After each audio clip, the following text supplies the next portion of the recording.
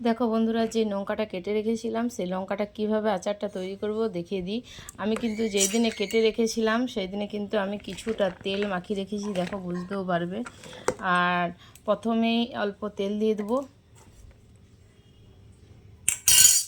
এই যে অল্প প্রথমে তেল দিয়ে দিলাম, কিছুটা তেল দেওয়া আছে, এখনও খুব একটা বেশি তেল দেবো না, তেল তো আমাকে অনেক দিতেই হবে, তো তাও আর একটু দিয়ে দিই তেল।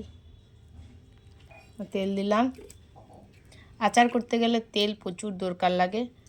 তারপরে দিয়ে দেবো এই কাসন্তি, এখানে এই যে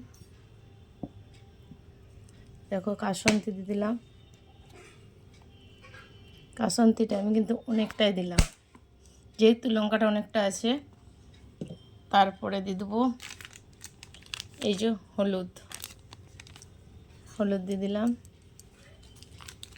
এরপর দেব, হলুদটা না দিলেও চলে, কিন্তু হলুদ সব জিনিসে না দিলে খারাপ হয়ে যাওয়ার চান্স থাকে, তাই হলুদটা দিলাম।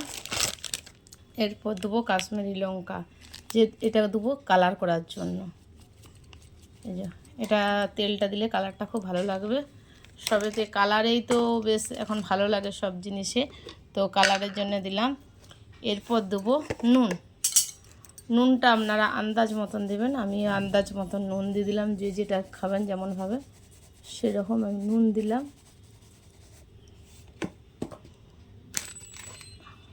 আর দেব একটা আমার মশলা করা আছে, এই যে মশলা, এই মশলাটা আমি দিয়ে দেব।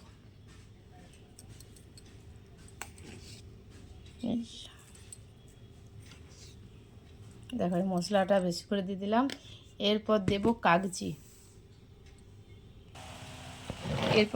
কাগজি, আমার কাছে কাগজি খুব একটা বেশি নেই, আর এইটা কাগজিটা শুকিয়ে গেছে, খুব একটা বেশি নেই, তা এখন অল্প জাস্ট অ্যাড করছি। আমি কাগজি কিনে এনে এর সাথে অ্যাড করে দেবো।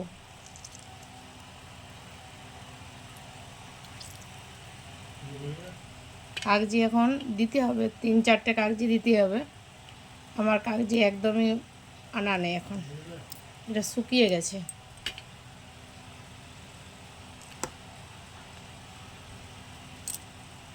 আর এখানে এখন আপাতত এটা ভালো করে মেটঘাট করে দিচ্ছি।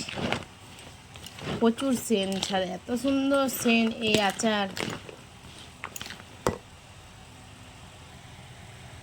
আপনারা ভিডিওটা দেখতে পাচ্ছেন, কিন্তু এই স্মেলটা তো আর পাচ্ছেন না, কিন্তু দারুণ খুব সুন্দর একটা স্মেল বেরিয়ে গেছে।